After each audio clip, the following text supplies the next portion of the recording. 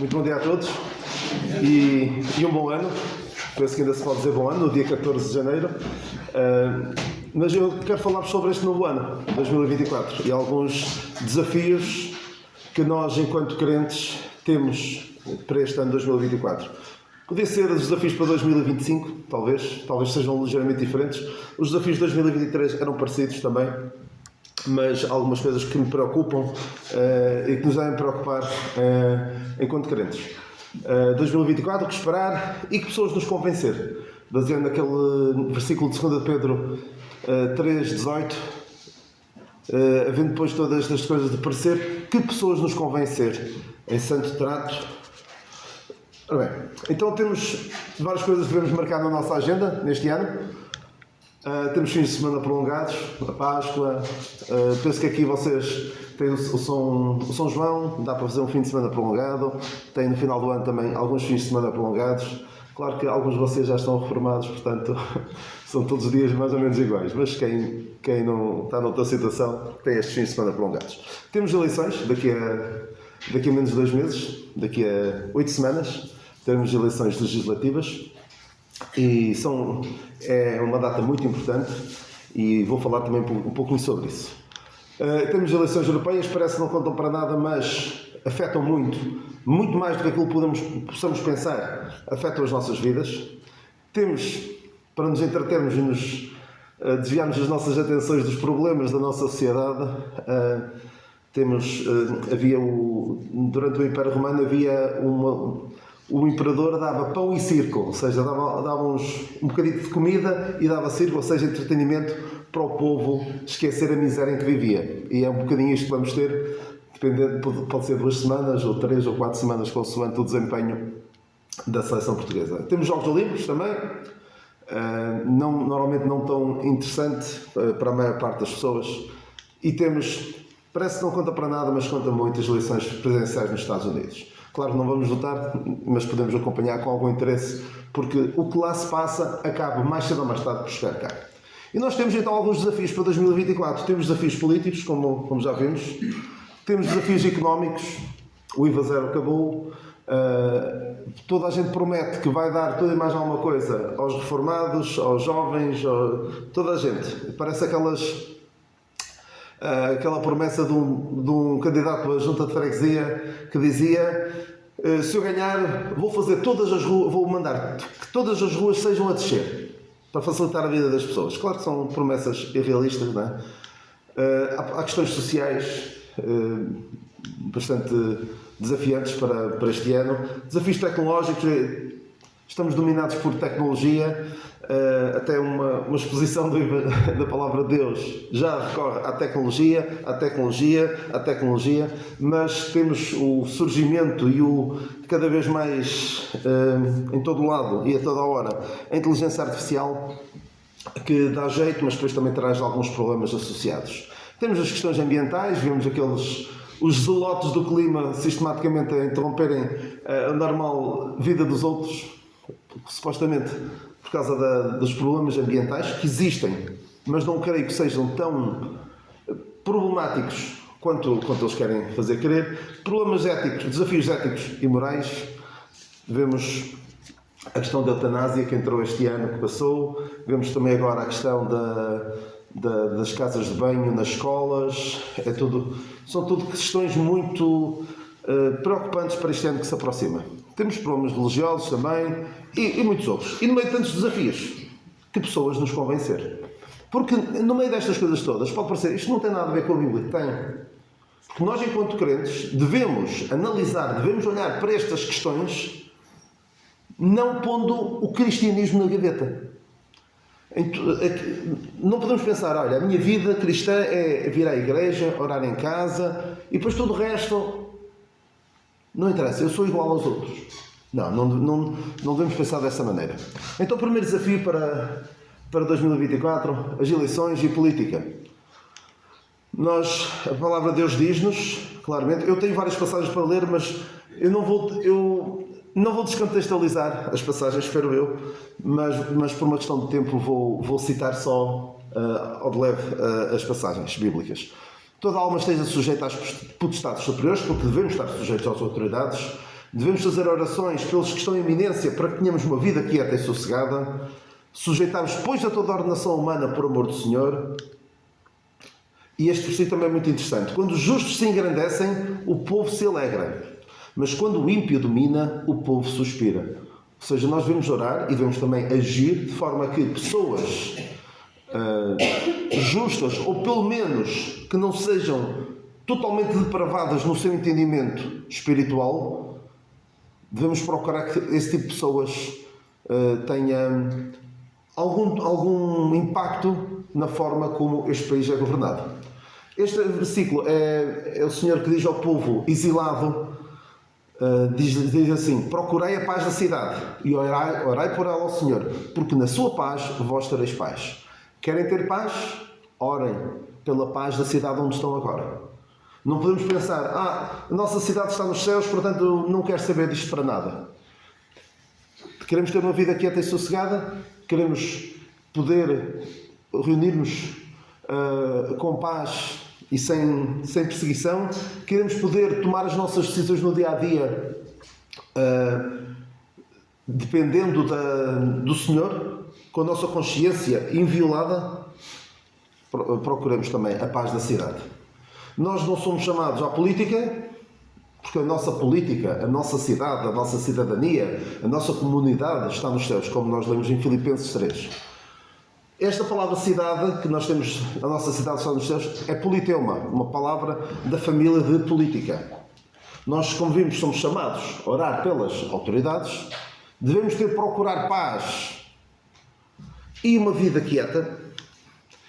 E, importante isto, não colocando a nossa esperança no homem, porque há pessoas que, este político é que é espetacular, é isto, é aquilo. Sabe uma coisa?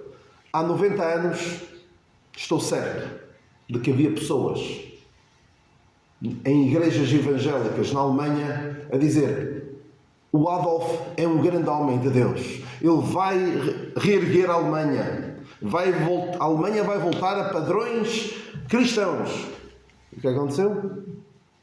Portanto, não vamos pôr a nossa esperança no homem, porque eu tenho quase a certeza, não estudei isso a fundo, mas tenho quase a certeza que houve pessoas bem intencionadas, porque de facto parecia que aquele homem ia restaurar alguma moralidade naquele país, alguma grandiosidade naquele país. E vemos a guerra, a Segunda Guerra Mundial, todas as atrocidades feitas aos judeus, levadas a cabo pelas ideologias daquele homem.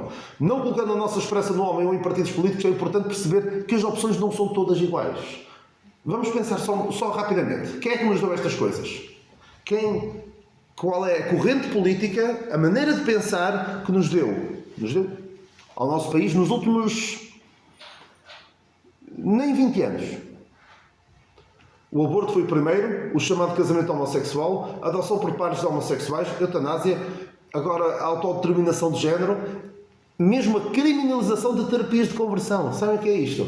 É alguém que diz ser homossexual e que pede ajuda e alguém vai tentar ajudá-lo. Ou alguém que diz que está no corpo errado, pede ajuda e alguém vai tentar ajudá-lo a dissuadi-lo daquilo. As chamadas terapias de conversão. Foi aprovado no Parlamento criminalizar isto. E poderá chegar o dia em que mesmo vamos orar por esta pessoa que está a passar por esta situação, vamos orar para que o Senhor ajude a libertar-se desta maneira de pensar. Isso pode ser criminalizado. Portanto, pensemos bem, quem é que nos deu estas coisas? E são estas pessoas que nós vamos querer que nos continuem a governar? Porque há um irmão nosso que diz que alguns crentes votam com carteira. Se votamos com alguma coisa, votemos com a Bíblia, com a Palavra de Deus, com os princípios que a Palavra de Deus nos ensina. Mas lá está, os políticos não vamos confiar neles, de maneira nenhuma. Liberdade religiosa, e está relacionado, já falei de algumas coisas que estão relacionadas com isso. Porque dependendo de quem estiver no poder, podemos ter a nossa liberdade condicionada ou podemos ter alguma liberdade. Toda alma esteja sujeita às potestades superiores, já vimos isso. Se padeceres por amor da justiça, sois bem-aventurados. Pode chegar ao ponto em que nós tenhamos de ser confrontados com: faça aquilo que está certo ou faça aquilo que me livra de problemas no imediato. Pedro e João viram-se nessa situação. O que é que eles disseram? Disseram-lhes que não podiam pregar o nome de Cristo. E o que é que eles disseram? Mais importa obedecer a Deus do que aos homens. E esta passagem é extraordinária dos amigos de Daniel, quando eles tinham de adorar aquela estátua, recordam-se? E Daniel não estava presente. Pode parecer que Daniel era a muleta espiritual deles, mas não, eles estavam os três sozinhos e disseram: ou vocês adoram a imagem que Nabucodonosor mandou fazer, ou se curvam, ou vão parar à fornalha de fogo ardente. E reparem que se fosse, toda a gente tem de se pôr em pé, quem não se puser em pé vai para a fornalha de fogo ardente. Eles lá sentadinhos no meio não se notava, mas era ao contrário. Quando toda a gente se curva e há três que ficam em pé, nota-se logo. E estes disseram: Deus é poderoso para nos livrar, mas mesmo que não nos livre, fica sabendo, ó Rei, que não vamos adorar a imagem que tu fizeste. Ou seja, independentemente do que acontecesse, eles não iam ceder. E Daniel, quando foi proibido de orar, o que é que ele fez? Como também antes costumava fazer. Não fez aquilo só para afrontar. Disseram que eu não posso orar. Agora sim vou abrir a janela para toda a gente ver. Não. Ele continua a fazer como antes fazia. Eu provavelmente continuava a orar, mas fechava-me bem fechadinho, para ninguém saber. Mas ele teve esta coragem e reparem que tanto numa situação como noutra, o impacto que houve dali. Mas não temos esta promessa. Mesmo os amigos de Daniel sabiam que não era garantido que eles iam ser libertos daquela situação. Aliás, os amigos de Daniel Deus não os livrou daquela situação. Livrou-os na situação e esteve com eles na fornalha. Há um sermão, quem souber inglês, recomendo vivamente. Este sermão tem 8 anos. É do John MacArthur, um pastor americano muito famoso, até tem uma Bíblia, a Bíblia de Estudo MacArthur. E ele tem: nós não nos vamos curvar. E isto é 2015. E eu estive a ouvir partes, já ouvi na altura, e estive a ouvir partes disto recentemente. É impressionante, em 2015, algumas das coisas que estamos a ver aqui entrar, já lá estavam, na Califórnia. A Califórnia, que é um estado americano, é dos que está mais avançado. Eu costumo dizer que está em avançado estado de decomposição. É uma podridão espiritual, uma podridão moral, que o que lá se passa, mais cedo ou mais tarde, chega cá. E este homem diz-me, fala dos amigos de Daniel, fala de várias situações, de coisas em que não vamos ceder. Que Deus nos dê a firmeza para, no meio destas situações, não nos curvarmos, ficarmos em pé, como os amigos de Daniel. Eu não creio que a perseguição aos crentes, como alguns de vocês se calhar experimentaram, penso eu, alguns dos nossos irmãos mais velhos, que no início do trabalho aqui e noutros sítios, foi muito difícil. Há 60 anos, 70 anos, foi muito, muito difícil, ou pelo menos ouviram histórias, certamente ouviram histórias. Provavelmente os pais da nossa irmã Ruth provavelmente contariam essas histórias em que era difícil, em que as pessoas levavam pedradas, atiravam-lhes coisas quando iam entrar para a igreja. Creio que isso não vai surgir para já. Mas podemos ser confrontados com situações em que podemos ser coagidos a meter o cristianismo na gaveta. Ou seja, ou fazes o que te mandamos, ou te curvas, ou perdes o trabalho. Vais ir preso. Com as leis que estão a aprovar agora de ser crime, dizer a um homem que diz que é mulher, e eu dizer, e eu me recusar a dizer que ela é uma mulher, vai ser criminalizado, não tarda nada. E mesmo eu, enquanto professor, se me aparece à frente um aluno que diz que é rapariga, mas o que está a acontecer agora mais é raparigas que dizem ser rapazes. E é um contágio social tremendo. Nas escolas, então, nem se fala. Aqui ainda não chegou com tanta força, mas já vai havendo. Em que posso ser... Ou cedes àquilo que aquela pessoa confusa quer, ou então... Olha, o teu trabalhito lá se foi. Não sei. Que Deus me dê força e graça Na educação dos nossos filhos, o Estado cada vez mais quer meter-se na forma como educamos os nossos filhos. O ensino está minado por ideias progressistas, ideias antibíblicas, e temos de estar muito atentos. Às vezes vou falando com a Sara e com o Ruben, particularmente, e estas coisas estão a entrar, precisamos estar atentos. Eu não estou a dizer, como alguns fazem, tirar os filhos da escola, apostar no ensino doméstico, que existe cada vez mais, porque as pessoas não estão a gostar da forma como o Estado incute ideias antibíblicas no ensino. Os pronomes, aquilo que eu já vos falei de um homem que diz que é mulher e eu tenho de ceder àquilo, e se não ceder vou ter problemas. Até na própria evangelização, porque se há mensagem ofensiva, é o Evangelho. Não é? É a mensagem mais ofensiva. É a mensagem que mais fere o ego do ser humano. E podemos até vir a ter problemas nisso. Não sejamos agentes secretos. Ou seja, eu sou crente, mas à semana ninguém nota. Porque eu faço exatamente o que os outros fazem para não arranjar problemas. Que Deus nos livre de pactuar com isso. Temos a ideologia de género, isto é, o que é isto da ideologia de género? São ideias sem base científica, é uma ideologia, ou seja, são ideias que não estão fundamentadas em ciência, eles dizem que está fundamentado em ciência, em estudos e tudo mais, que tem como alvo destruir a família. É destruir a família. Desvirtuar a sexualidade, ou seja, alguns que já não são nem carne nem peixe, não são homem nem são mulher, são uma coisa neutra. E também já foi aprovado, pessoas podem escolher nomes neutros, que não, ou seja, nem é nome de rapaz, nem nome de rapariga, e é mesmo para fomentar a confusão. E Deus não é um Deus de confusão. E é tudo sob o pretexto, tolerância, aceitação, inclusão, empatia, diversidade. Mas a tolerância acaba a partir do momento em que alguém não aceita. Olha, eu não concordo. Acabou-se a tolerância. É impressionante isto. São ideias impostas. A martelo. Mas eu até diria, como foi-se martelo. É mais isso. E vemos estas coisas a serem propagadas nas séries de televisão, no cinema. Livros para crianças com conteúdo pornográfico. Que estão no Plano Nacional de Leitura, até. São recomendados para as crianças lerem. Os influencers, as pessoas que estão nas redes sociais, no Instagram, no Facebook, no Twitter, e que têm influência nas outras pessoas, essas pessoas também propagam estas mensagens. Na escola também.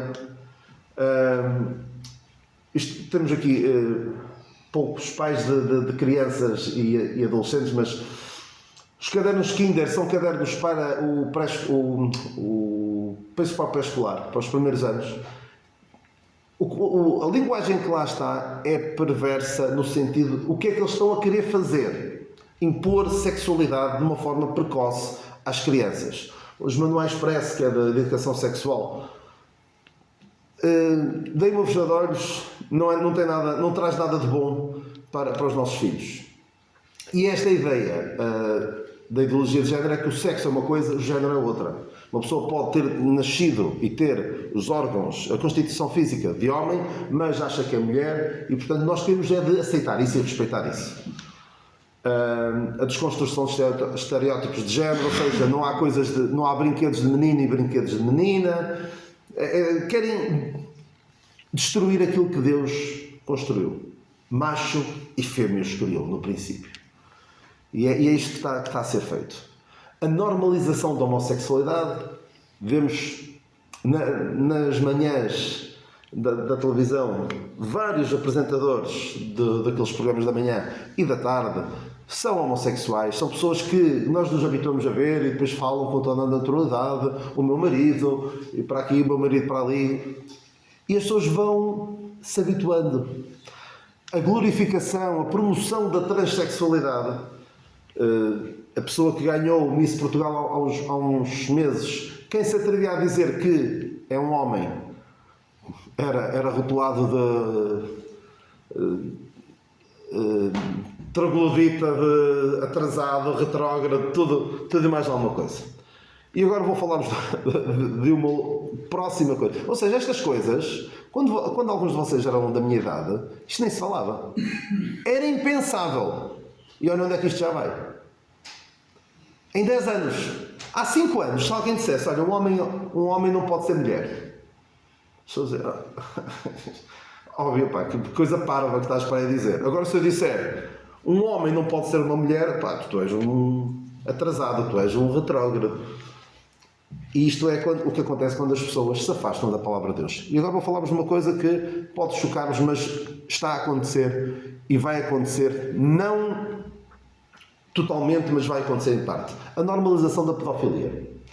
Pedofilia, nós ouvimos falar dos casos da Casa Pia e outros que nos chocam, mas vejam como as coisas têm tendência a piorar. E a homossexualidade, a transexualidade eram impensáveis, eram coisas completamente imorais. E vejam onde é que elas já vão.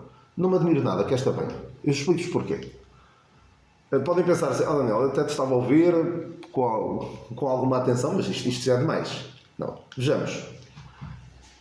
Talvez não consigam ver bem, mas vários destes assuntos passaram aqui várias fases. Eram coisas absolutamente vergonhosas, vergonhosas. Depois passou a ser um tabu, um tema proibido. É um drama, uma doença. E reparem como as coisas foram evoluindo. Passou a ser uma escolha, agora é um direito. Já podem casar, já podem mudar de sexo no registro civil e agora até é celebrado. É banalizado, ou seja, é por todo o lado. Obrigado.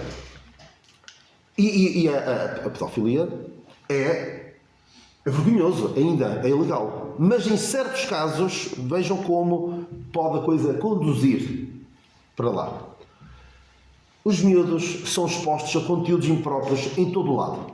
Na televisão, na escola, por vezes até nos próprios currículos, são expostos a conteúdos impróprios. Há uma grande ênfase no consentimento. Desde que haja consentimento, está tudo bem. O que importa é haver consentimento. E se, podem pensar assim, mas está bem, mas é uma criança. Então se uma criança com pré-adolescente pode decidir, olha, eu quero ser rapaz, uma rapariga, eu quero ser rapaz. Se ela pode tomar uma decisão destas, com aquela idade, ou seja, pode consentir em tomar coisas para transformar o seu corpo, para parecer o sexo oposto, porque não consentimento sexual? Há uma promoção da tomada de decisões por menores. Ou seja, menores podem tomar decisões sobre o seu corpo, sobre a sua autonomia. E há muito o querer afastar as crianças dos seus pais. Crianças tomam decisões sem consultar os pais são afastados. E um dos princípios, um dos comportamentos mais habituais em alguém que quer abusar de uma criança é afastá-la dos pais. Afastar de quem protege. E estas coisas estão a acontecer. Há até coisas ridículas que vão ao ponto de drag queens, são aquelas pessoas, homens que se vestem de mulheres, que vão às escolas, às bibliotecas. E já aconteceu aqui em Portugal. Não é só nos Estados Unidos, no Canadá e nesses países assim. Vêm contar histórias para crianças vestidas daquela maneira, toda sexualizada, com coisas postiças para parecer uma mulher, e vêm contar histórias sobre o rapaz que queria ser rapariga e não sei o quê, para crianças. Isto é doutrinação, isto é perverso. E agora, até um termo mais simpático para os pedófilos, que é pessoa atraída por menores. Ou seja, não é tão mau, ou seja, uma pessoa, ela nem faz nada, só que ela gosta, tal como um homem. Portanto, há homens solteiros e são heterossexuais, ou seja, sentem-se atraídos por mulheres. Nunca casaram, nunca tiveram uma mulher, mas a sua atração é essa. Qual é o problema de alguém, dizem alguns, qual é o problema de alguém, a sua preferência é por crianças, desde que ele não faça nada. Isto é uma perversão de tudo o que Deus idealizou para o homem. O que é que diz a Bíblia? Macho e fêmea frutificar e multiplicar-vos. Estas ideias vão levar à esterilização das pessoas. As pessoas, quando mudam de sexo, já não podem procriar. O varão pegar-se à sua mulher. Mas o que é que diz o inimigo? O que é que diz o diabo? É assim que Deus disse, põe em causa a palavra de Deus. Porque o homem busca muitas invenções. Deus fez o homem reto, fez tudo perfeito, mas o homem busca muitas invenções. Ataques à família. Ataques à família. Onde é que temos ataques à família? Isto é o que a Bíblia diz: honra teu pai e tua mãe, os filhos são a herança do Senhor, instrui o menino no caminho que deve andar, os filhos serem obedientes aos pais, os pais não irritarem os filhos e os pais cuidarem dos seus. Isto é o que a Bíblia diz. Mas agora o que é que vemos? A família a ser atacada. O casamento já não é o que era antigamente. Já não é entre homem e mulher, já não é com a bênção de Deus, já não é até à morte, porque agora até há o divórcio. E os filhos, até já não é importante haver filhos. Porque há casais que optam, olha, eu não quero ter filhos. Alguns que não podem, mas alguns que deliberadamente não querem ter. Os papéis dentro do casamento já não são o que a palavra de Deus diz. A procriação medicamente assistida, por exemplo, aquilo que o Cristiano Ronaldo fez, que teve um filho de uma mulher que nem ela não tem parte ativa na vida daquela criança. Ou seja, um filho que é retirado à sua mãe. Isto é perverso. Onde é que o homem a querer erradicar os princípios de Deus? Os pais são constantemente desautorizados. Os filhos tomam decisões sem os seus pais. Há situações em que querem que os filhos, na escola, o menino diz que é menina e os pais não têm nada que saber. Há quem defenda isso. E podemos até ver, isto é outra vez o Daniel a dizer coisas um pouco estranhas, mas pode chegar ao dia em que pais vão ver os seus filhos retirados porque não concordam com a escolha que eles fizeram. Porque isto é rotulado de quê? Violência psicológica. E se há uma criança que está a sofrer violência física ou psicológica, temos de retirá-la. Isto já há casos assim. Cá em Portugal ainda não há, mas podemos muito bem chegar aqui. Precisamos estar muito atentos. Porque há homens de Deus, que foram homens de Deus, sem dúvida, mas que com os filhos foi uma desgraça. E nós temos de estar muito, muito atentos ao que os nossos filhos consomem, o que os nossos filhos estão a aprender na escola. Compromisso com a igreja. Este aqui, agora tem pouco tempo, vou só falar rapidamente. É triste. É outro desafio muito, muito importante. Estes aqui são mais sociais, mais de fora. Mas aqui, cá dentro. Estou comprometido com a igreja. Epáfras é dos vossos. Não havia dúvidas. O Epáfras era dali. Podiam contar com ele. Arquipo cumpre o ministério. Somos membros uns dos outros. Será que a igreja sabe que pode contar comigo? Ou sou daquele tipo de pessoas que, olha, vamos fazer isto, mas olha, eu já sei que não podemos contar com o Daniel. Daniel, olha, pá, mas vale fazer as coisas, porque ele, nem sei se ele vem, ele já não vem há 15 dias, não se compromete com a igreja.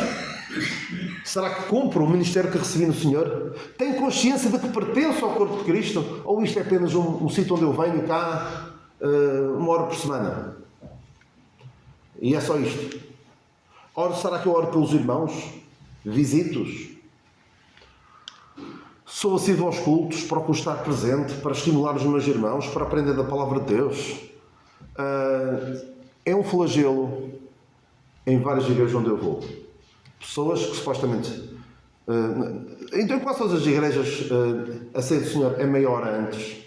E eu várias vezes vou à igreja, por vezes estou meia hora mais cedo para a ceia do Senhor e vejo a quantidade de pessoas que não conseguem vir mais meia hora.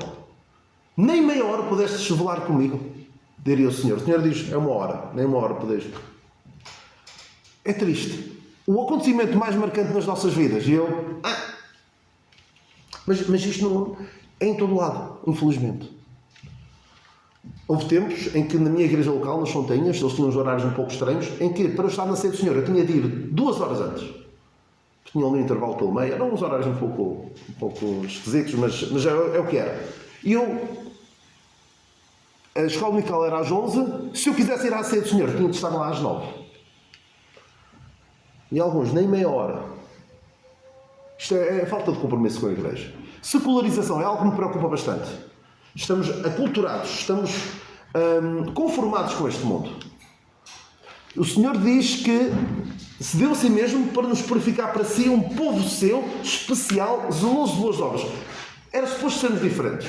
E o que é que fazemos? Queremos ser como os outros. Como disse a nação de Israel a dada altura a Samuel. Nós queremos um rei, queremos ser como os outros. Então o Senhor deu-se a si mesmo e agora... Não é assim muito importante o Senhor ter-se dado por mim. Há a expressão que diz nós somos o que comemos. De que é que me alimento? É da propaganda do inimigo? É aquilo que o mundo me dá para eu comer? E eu papo aquilo tudo? Será que eu influencio o mundo? Ou o mundo é que me influencia a mim?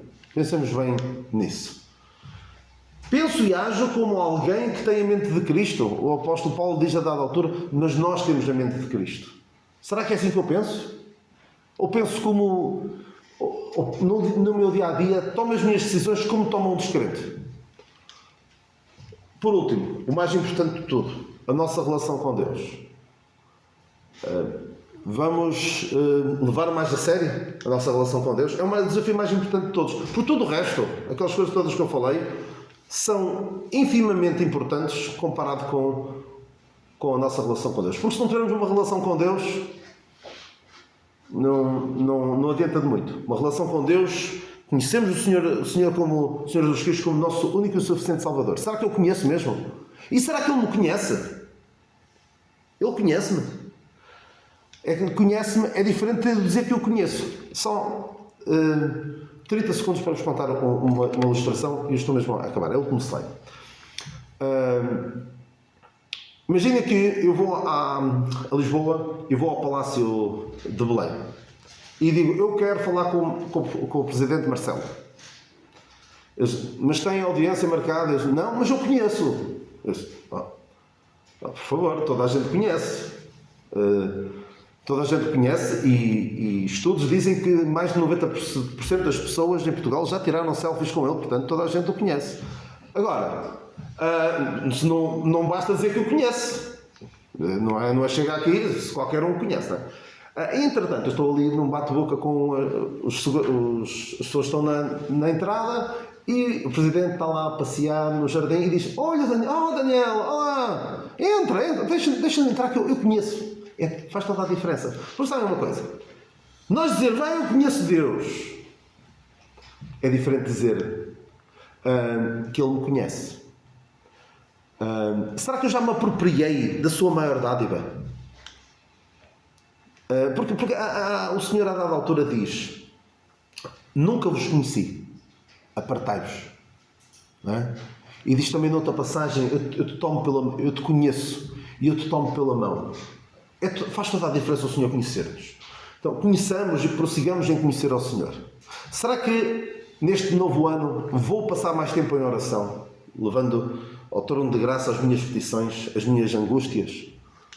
Será que vou ler mais e meditar na sua palavra? Será que vou ler a Bíblia num ano? É que se nós passássemos, principalmente quem está muito dependente das tecnologias, o tempo que se passa num telemóvel, se eu passasse a ler a Bíblia, eu se calhar lia a Bíblia não uma vez no ano, mas para aí 5 ou 6 vezes no ano. Perdemos muito tempo e se calhar perder não é exagerado, perdemos tempo. Vou anunciá-lo aos outros, vou este ano falar mais dele àqueles que me rodeiam. Ou a pessoa mais extraordinária na minha vida, nem preciso de falar. Eles nem vão querer saber. Vou considerá-lo em tudo o que faço, tudo que me façais por palavras ou por obras, fazei-o em nome do Senhor Jesus. E este provérbio 3.6, Provérbios 3.6, reconhece-o em todos os teus caminhos e ele endireitará as tuas veredas. Então temos estes desafios, podem ser outros, eu pus 7. Não é um número muito bom para quem tem pouco tempo para falar, mas é um número bonito, um número que toda a gente gosta.